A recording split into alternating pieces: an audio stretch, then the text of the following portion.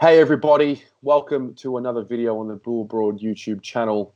As we know, it's round one. Very exciting times. We're putting the build up to this game on Thursday night up and about, and I've got a fellow YouTuber with me. He runs a YouTube channel called Tiger Den, and I speak of my man Quinn DeLuca, who also is one half of the Pressure Point podcast. What's going on, mate?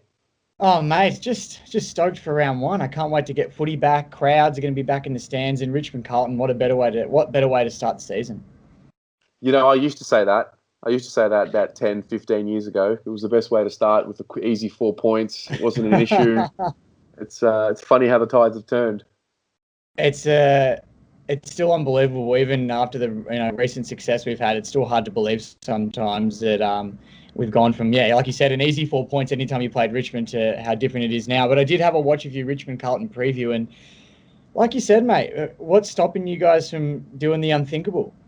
It's true. I mean, I will get to that, but before we do, I have to ask you, what's it like? What's life like?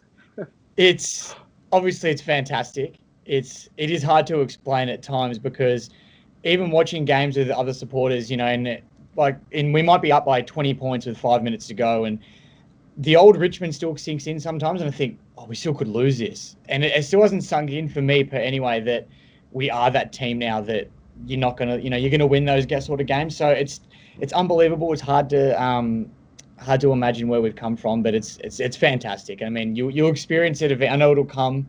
Your time will come. It came from out of nowhere for us, so it'll come eventually. But when you do, just savor it. That's all I can say is just hold on to it because it's beautiful. Is it worth the wait and the pain? It is.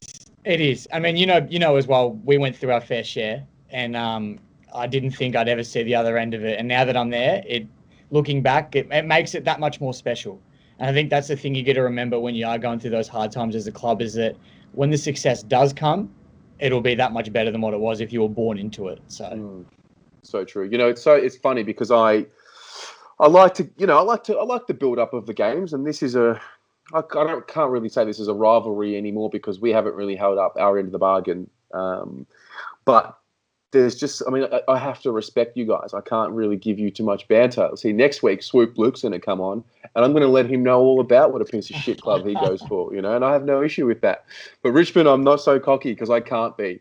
But give me a bit of a snapshot. What's happening on the Richmond side of things, and what's the story on your end? Because obviously, I follow the footy, but I don't really follow any team like I do Carlton, and I'm sure the same thing with you and the Tig. So what's the story on your end?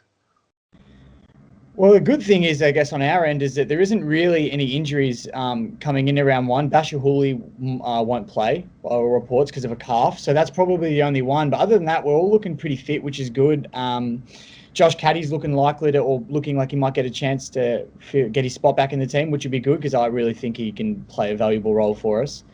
But other than that, just looking really fit at the moment, which is a good thing, good sign. I was really happy with the practice matches, and I was a little bit dirty on the new rules that came in with the man on the mark. Although after watching the practice matches, I actually think it kind of suits our game style a little bit, defensively and offensively. So I'm really excited to see how we roll into that. But just in terms of the Tigers in general, I guess looking healthy and firing and ready to go. So coming up against our boys, is there just this? I'm not sure what the players obviously are thinking, but for you as a supporter, is there? I know you're giving us respect, and you think they're up and coming, and Carlton have got a good thing going on. But do you really think that when push comes to shove, you're going to lose this, or there's always that confidence because of what your group's been able to do? Yeah, look, I think the bias, arrogant side of me would say that we've got this in the bag. And I love to say that as well to get it to cause a bit of banter that, we've got this, don't worry about it. But I guess you see what happens round one every year recently anyway, and we get off to a flyer and then you guys just crawl your way back into it. And in the end, it's only a couple of goals that separates us. But I guess with the players you brought in, I know Williams is injured and won't play, but with the players you brought in and the experience you look like you've got now, you look a lot more, I guess, mature than what you have in the past.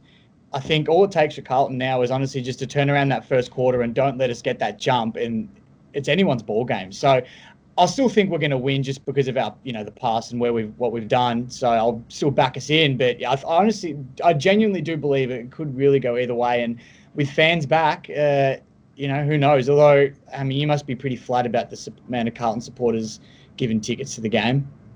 Look, I am a little bit flat about it, to be honest. I'm one of the lucky ones that's got a ticket, so I'll be there.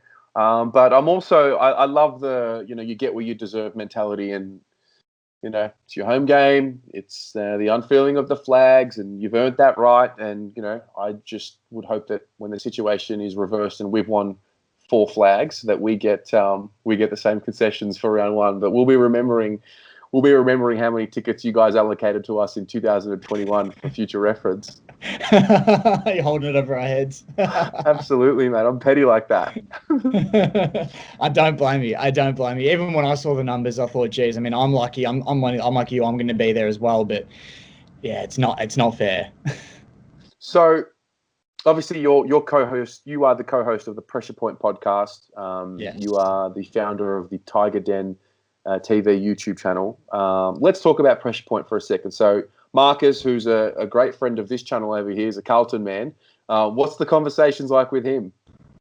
Well, at the moment, I've been giving it to him a bit because he's actually gone on holiday, so he's not going to be here for round 1, which, of course, that starts to, you're a bit scared, mate, you don't want to deal with me, so all those kind of banter. But I guess I'm so close with his family. Marcus's younger sister is my girlfriend, so I have a bit to do with Carlton these days, so it's easy to give it to them, but it's also easy to sort of fall on their side and be like, oh, you guys might be half a chance, because I'm trying not to cause any drama. But this time of the year, yeah, it's when it all starts. And we've been giving it to each other pretty heavily and sending each other. I mean, he's sent me that many videos of the 2013 elimination final recently. He keeps giving it to me.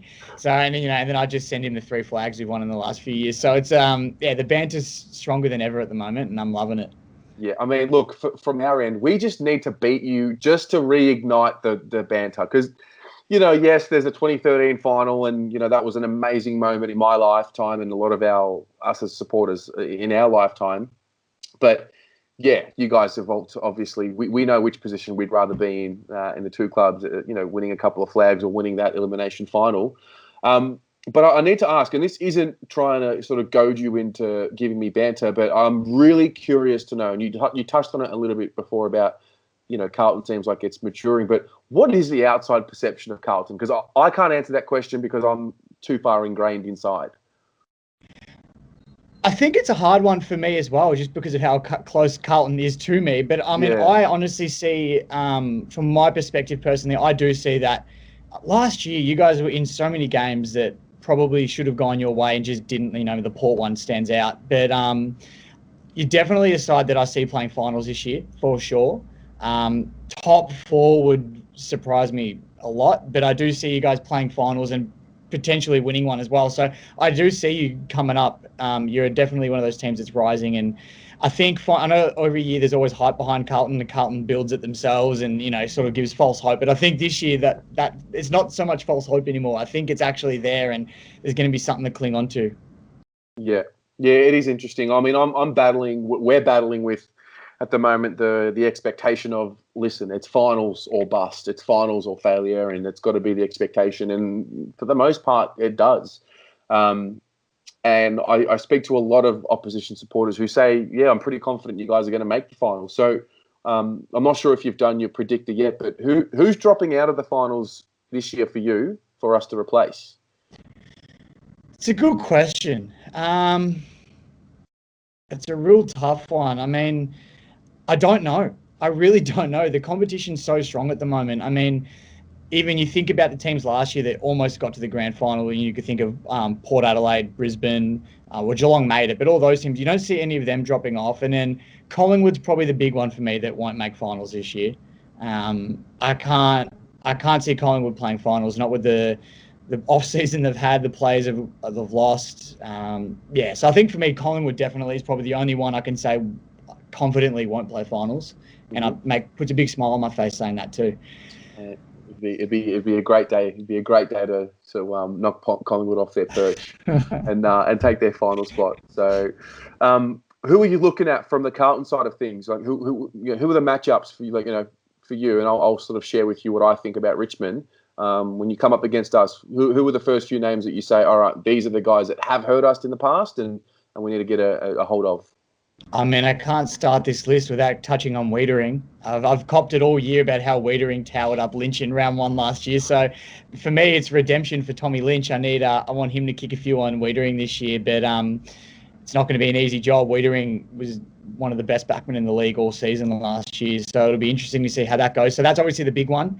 The one I'm looking at as well is not so much a matchup, but just player-wise is Paddy Cripps. Now he's got that little bit more support around him.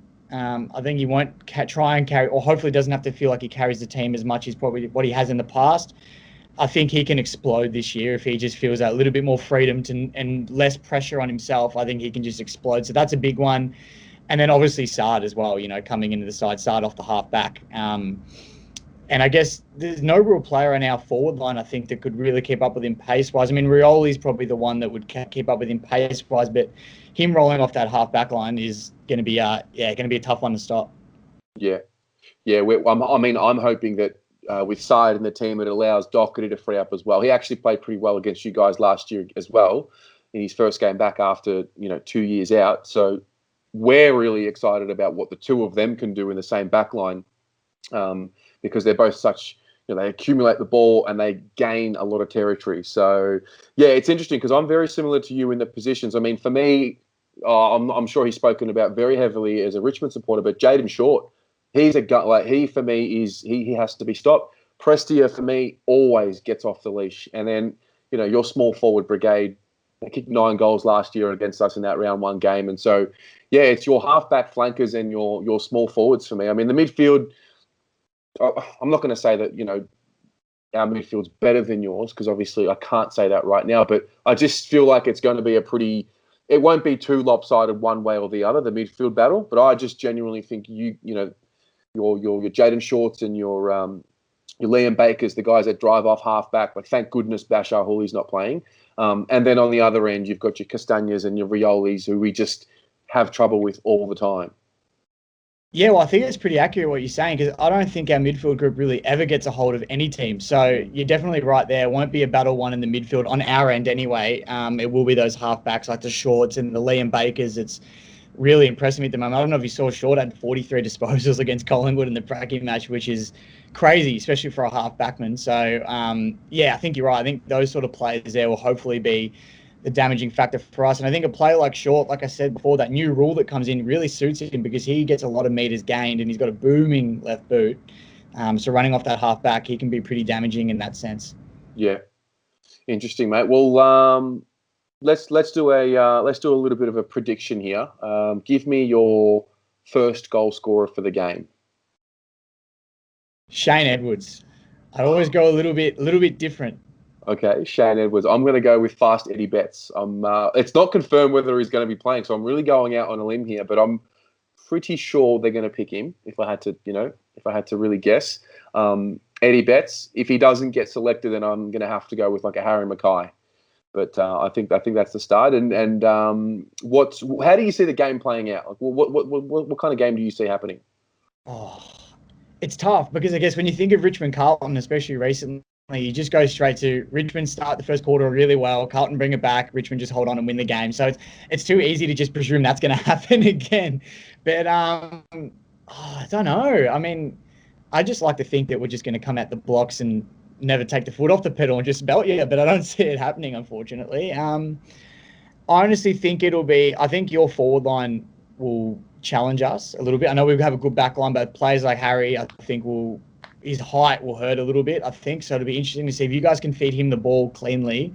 I think he can be quite damaging. So you might be able to put a pretty good score on the board. I just think it's going to be, this is easy. It's an easy cop out, but I think it'll be pretty tight all game. I can't see one team really, I mean, maybe in the last quarter, Richmond breaks away, but I don't see us having the fiery start we've had the last few years.